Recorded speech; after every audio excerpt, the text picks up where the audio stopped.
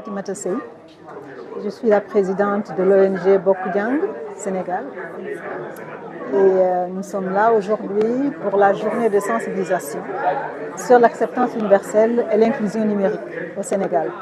C'est très important l'acceptance universelle et l'inclusion numérique dans la mesure où l'Internet aujourd'hui, c'est un outil qui doit être utilisé par tout le monde, par son développement, pour son développement, pour l'éducation, pour l'épanouissement même de l'individu. Et surtout pour le développement de notre pays, parce que de développer un pays, c'est avec la participation de tout le monde. Alors aujourd'hui, nous, à notre niveau, nous faisons un cri de cœur, après tout ce que vous avez entendu aujourd'hui sur les présentations de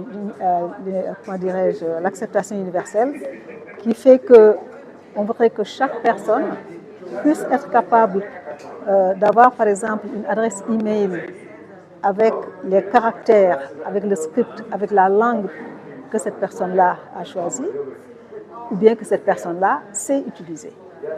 Et nous n'avons pas encore ça. Par exemple, ici au Sénégal, avec nos langues locales, nos langues nationales, que ce soit le Wolof, le Mandeng, le Serer, le Diola, etc. Alors, les langues sont certes codifiées, mais nous n'avons pas encore mis en place un système pour que ce puisse être reconnu par les moteurs de recherche, etc. Donc, pas toutes les langues en tout cas. Donc ça, c'est un problème. L'autre problème que nous avons, c'est un problème aussi d'accessibilité. Est-ce que tous les Sénégalais ont accès à l'Internet? Et c'est bien que nous soyons en partenariat aujourd'hui avec la RTP, parce que la RTP vraiment est très sensible à cette problématique-là et nous accompagne justement pour qu'on informe, pour qu'on sensibilise. Et je suis sûre que, comme on l'a dit ici, nous allons nous préparer à une autre phase après l'information et la sensibilisation qui consiste à tout faire pour adopter l'acceptance universelle au niveau du Sénégal. Nos attentes, c'est d'abord que le Sénégal, que les responsables, les autorités, la société civile, les internautes, les analystes programmeurs, le secteur privé, que tout le monde comprenne ce que c'est que l'acceptance universelle et qu'au niveau mondial actuellement, pratiquement tous les pays sont en train de se battre pour justement adopter l'acceptance universelle. Cette première phase-là, c'est juste la sensibilisation. Et pour l'adoption, il y a des étapes à franchir. Il y a, par exemple, au niveau du système éducatif, au niveau des universités, dans la formation des étudiants en informatique et autres, il y a des modules, par exemple, d'acceptance universelle qui ont été produits par ICANN et qui sont disponibles gratuitement. Et qu'au niveau des académies, on pourrait les intégrer pour que les étudiants soient prêts, pour que les étudiants puissent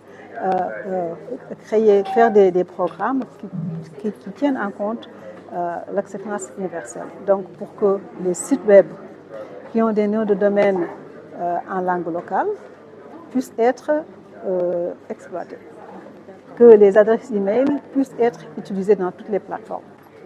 À la restriction des données mobiles, bon, ça c'est, vous savez, c'est une thématique dont il faut discuter sérieusement, dans la mesure où la liberté d'expression, il y a une limite à toutes les libertés. On n'a pas le droit de dire n'importe quoi dans les réseaux, on n'a pas le droit de... il y a la protection de la vie privée, il y a beaucoup de paramètres dont il faut tenir compte quand on parle de l'utilisation de l'Internet. Et que c'est des règles qu'il faudra quand même respecter. Il y a des pays, par exemple, qui filtrent tout, qui arrêtent tout, etc.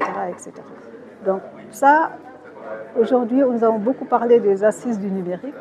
Nous savons qu'au niveau du Sénégal, il y a une structure qui s'occupe justement de la protection de la vie privée, des données personnelles. Donc moi, je ne peux pas tout de suite juger pourquoi on a limité telle ou telle chose, parce qu'on n'a pas voulu que les gens se communiquent. Ce n'est pas quelque chose que j'apprécie personnellement, mais s'il y a une raison fondamentale qui fait que selon nos politiques, ce n'est pas acceptable, qu'est-ce qu'on fait avec ce téléphone-là? Ça, vraiment, je ne peux pas en juger.